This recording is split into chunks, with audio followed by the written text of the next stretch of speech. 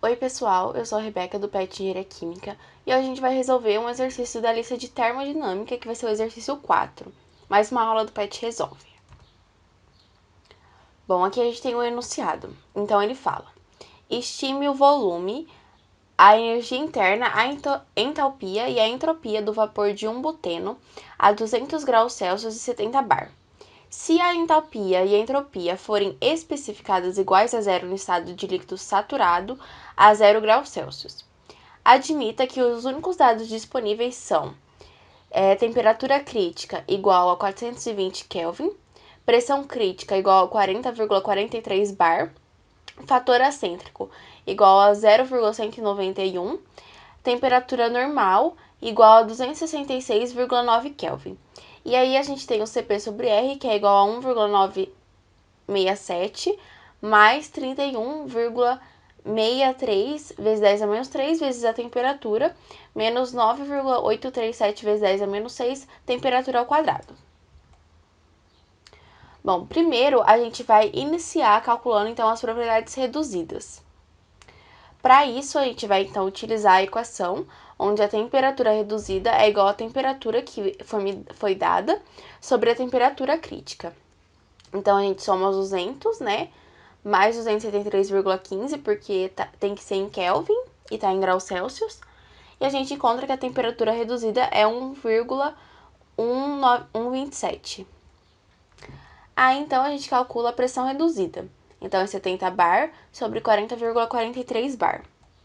Então, a gente tem 1,731.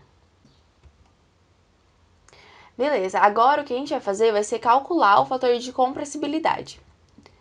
Então, para isso, a gente tem que olhar no gráfico para ver qual equação que a gente vai utilizar. Então, aqui, a gente tem o eixo da pressão reduzida. Então, a gente traçou ali mais ou menos no ponto, né, onde foi dado. A gente tem aqui, então, as linhas inclinadas e elas são o valor da nossa temperatura reduzida. Então, ela tá aqui entre mais ou menos 1,1 e 1,3. Então, a gente traça aqui uma reta, né? E a gente vê aonde que esses pontos eles se encontram. Então, ele tá aqui, né, para baixo do gráfico.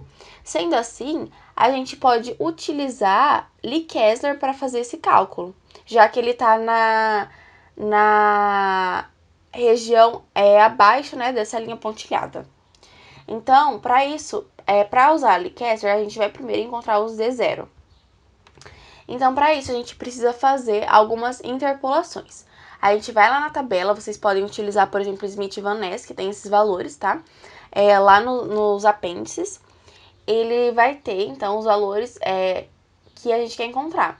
Então, a gente precisa interpolar primeiro para encontrar o valor que a gente quer. Então, a gente tem que interpolar a pressão reduzida e a temperatura reduzida para encontrar o nosso valor. Fazendo isso, a gente consegue encontrar que o valor do nosso Z0 vai ser 0,4846. Aí, então, a gente faz a mesma coisa para encontrar o Z1 por Lee Kessler. Então, a gente olha lá na tabela os valores de Z1 e nós encontramos que esse valor vai ser 0,1417. Bom, então, a equação de Lee Kessler é Z igual a Z0 mais o fator acêntrico vezes Z1. Substituindo, então, esses valores, nós vamos encontrar que o nosso fator de compressibilidade é 0,5112. Agora, então, a gente vai calcular o volume específico da nossa substância. Para isso, então, a gente vai utilizar PV igual a nRT, né, mas utilizando o fator de compressibilidade, já que não é um gás ideal. Então, isolando o volume, a gente tem que ele é igual a Z vezes R vezes T sobre P. Então, substituindo esses valores, né, na equação, nós vamos encontrar que o volume específico é 2,877 vezes 10 a menos 4 metros cúbicos por mol. E nisso a gente já encontrou uma das nossas respostas. Bom, agora então a gente vai calcular a pressão de saturação da nossa substância. Para fazer isso, a gente vai precisar encontrar então uma relação. Então, a gente vai primeiro pelo ponto crítico que foi dado pra gente. Então, a gente tem a pressão, né? Isso aqui é a equação de Antoine, onde ln de P é igual a A menos B sobre a temperatura. É uma aproximação ali da equação de Antoine. Então, a gente foi dado, né, a nossa pressão crítica e a nossa temperatura crítica. Então, a gente faz essa substituição. Depois, outro fator que a gente vai utilizar vai ser o ponto normal. Então, o ponto normal, ele vai ser sempre 1,0133 bar no ponto normal. E também foi dada, né, a nossa temperatura normal, então a gente consegue substituir. E aí, o que acontece? A gente tem um sistema e a gente, então, consegue resolver esse sistema e encontrar o valor de A e o valor de B. Fazendo isso, então, a gente encontra que A é igual a 10,105 bar e B é igual a 2.691,241 bar Kelvin. E com isso, a gente, então, consegue achar nossa pressão de saturação. Então, a gente utiliza essa equação, né, de ln de P igual a A menos B sobre temperatura.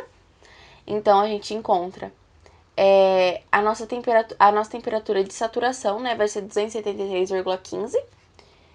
Então, a gente consegue encontrar que a pressão de saturação é 1,287 bar. Agora, a gente tem aqui esse desenho aqui, é do Smith-Van Ness, que foi dado. A gente pode ver que alguns fatores aqui vão estar diferentes, como a pressão que a gente acha de saturação, ela tá um pouquinho diferente, mas não tem problema, é só pra gente entender o que nós vamos fazer no exercício, né? Então, a gente vai iniciar com a nossa substância, ela vai ser um líquido saturado a 273,15 Kelvin e 1,287 bar.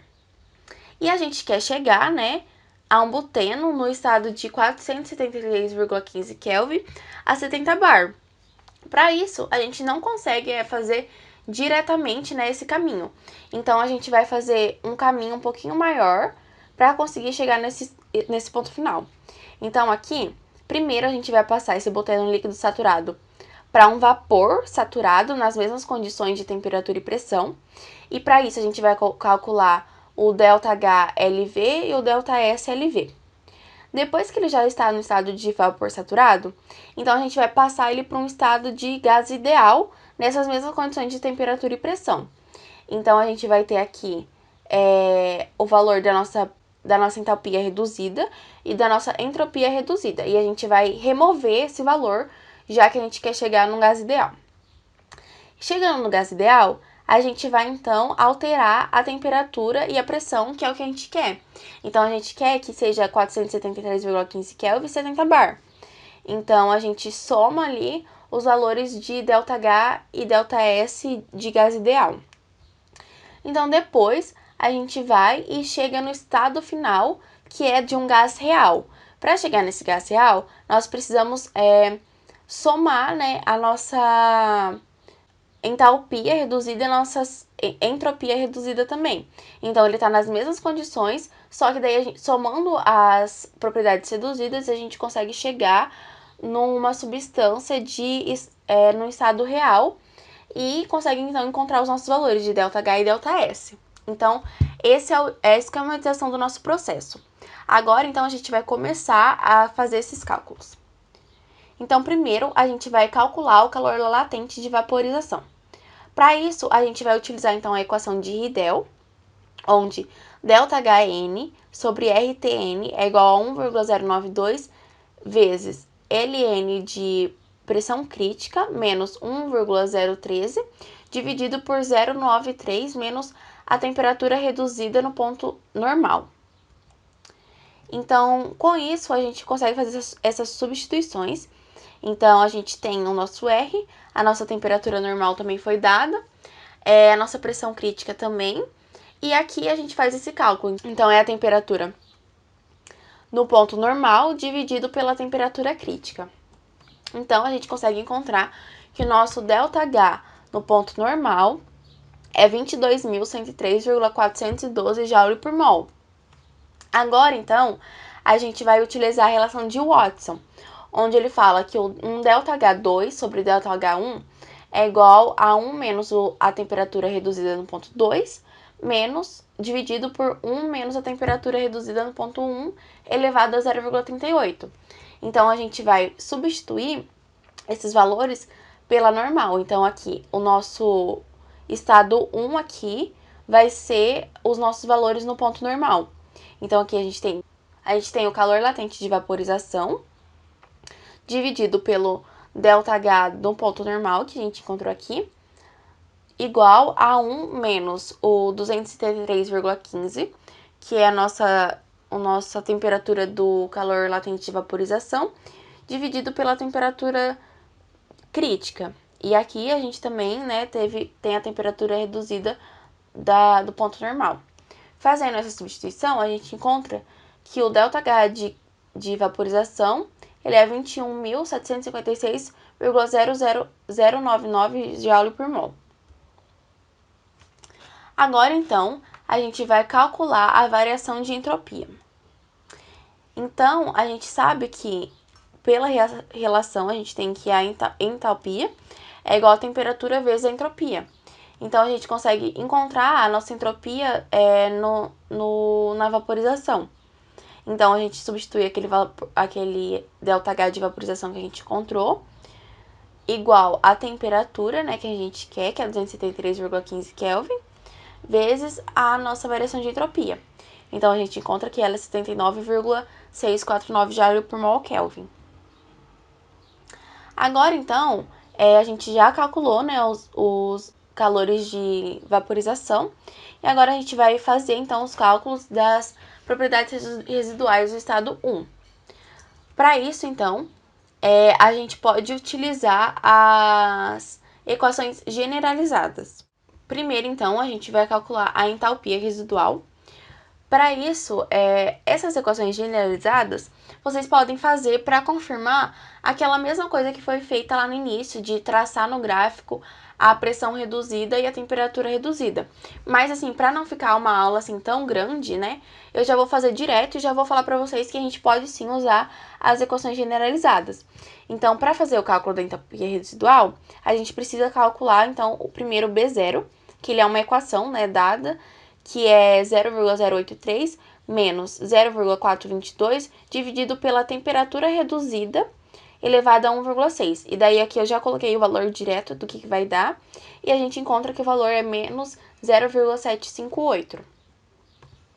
Aí a gente calcula o B1, que é 0,139 menos 0,172 dividido pela temperatura reduzida elevada a 4,2.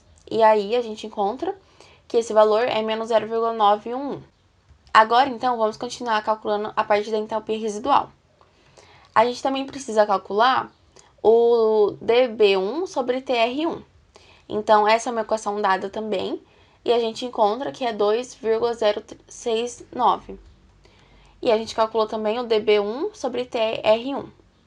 Então, substituindo os valores, a gente encontra que ele é 6,782. Bom, calculando então agora a entalpia residual, a gente tem essa equação, é uma equação bem grande, e eu já coloquei os valores aqui, mas basicamente a entalpia residual no estado 1, ela vai ser igual a 0,032, que é a pressão reduzida do estado 1, vezes menos 0,758, menos 0,65 vezes 2,069, mais 0,191 vezes menos 0,91 menos 0,65 vezes 6,782. E esse valor ele tem que ser multiplicado pelo R e pela temperatura.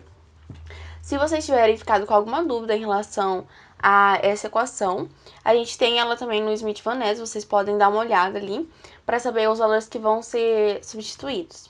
Então, esse valor aqui é o da pressão reduzida no estado 1. Esse valor aqui é aquele B0 que a gente calculou. Esse daqui é a temperatura reduzida. Esse é o dB0 sobre dTr. Esse valor aqui é o fator excêntrico. Esse daqui é o B1, que a gente também calculou. E esse aqui, né, é a temperatura reduzida vezes o dB1 sobre dTr. Então, a gente consegue encontrar que a entalpia residual é menos 348,499 Joule por mol. Agora, a gente vai calcular, então, a entropia residual. Essa equação, ela é dada pela pressão reduzida, como vocês podem ver aqui, o dB0 mais o fator acêntrico vezes o dB1 sobre dTr. E aí, ele tem que ser multiplicado pelo R. Então, a gente encontra que a entropia residual é menos 0,897 Joule por mol Kelvin. Agora, então, a gente vai calcular, né? O segundo passo é calcular essas propriedades ideais. A gente já fez esses cálculos aqui. Então, para fazer isso, a gente vai utilizar aquela equação, né, famosa, que é onde a entalpia do gás ideal é igual a R vezes a integral do Cp sobre R dt. Então, já substituindo os valores que a gente tem, ele vai ser de 273,15 a 473,15 Kelvin. E daí, esse valor aqui ele foi dado pra gente. E resolvendo essa equação, a gente encontra que o ΔH do gás ideal é 23.666,602 Joule por mol. Com a entropia, a gente pode fazer a mesma coisa. Só que agora, a gente sabe que ele vai ser a integral do Cp sobre R vezes dt sobre T. E também a gente precisa inserir a parte da pressão.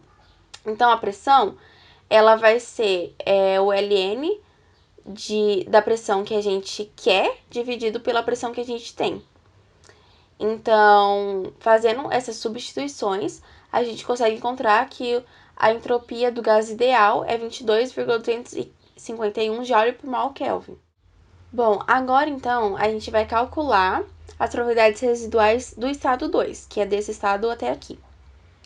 Então, para isso, a gente vai utilizar a equação de Lee-Kessler.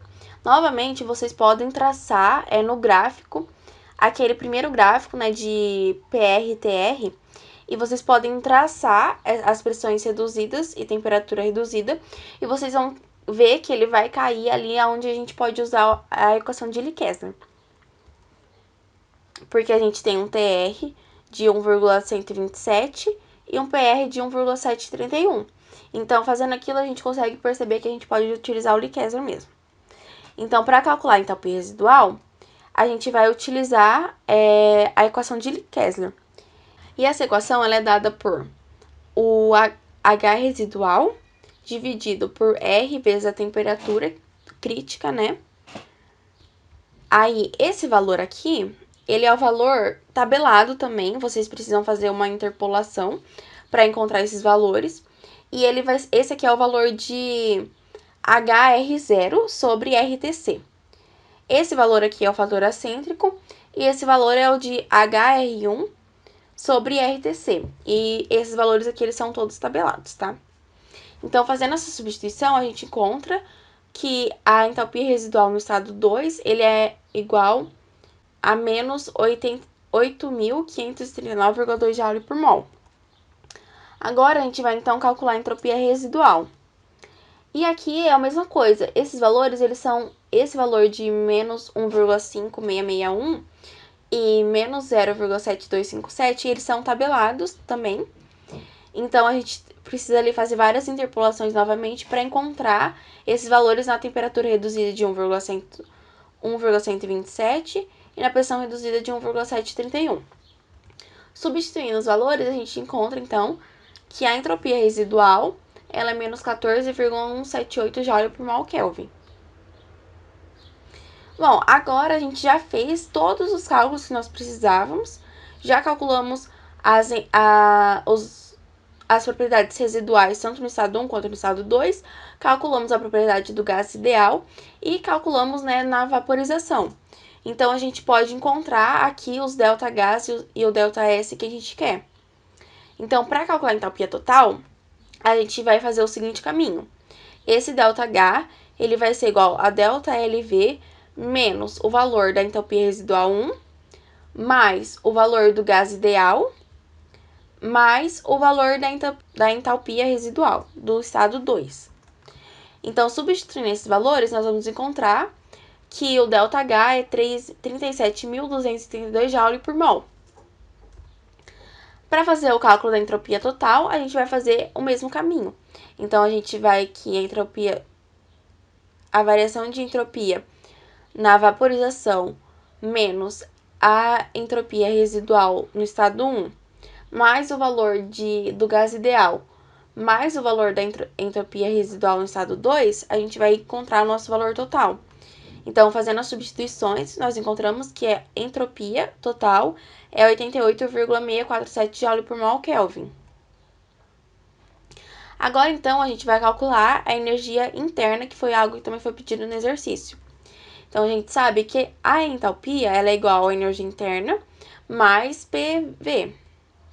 Então, substituindo os valores que nós encontramos, esse valor é aquele valor do ΔH total. A pressão é 70 bar, né? Aqui a gente já substituiu para Pascal. E o volume foi o volume específico que a gente encontrou lá no início. Então, isolando esse valor, a gente encontra que a energia interna ela vai ser 35.218,1 Joule por mol. E é isso, pessoal. Nós encontramos todos os valores que foram pedidos no exercício. Não esqueçam de se inscrever no canal e compartilhar com seus amigos. Qualquer coisa, se vocês tiverem ficado com dúvidas, podem deixar nos comentários. E lembrando que a referência que a gente está utilizando aqui de tabelas, de gráficos, é do Smith Van Ness. Muito obrigada!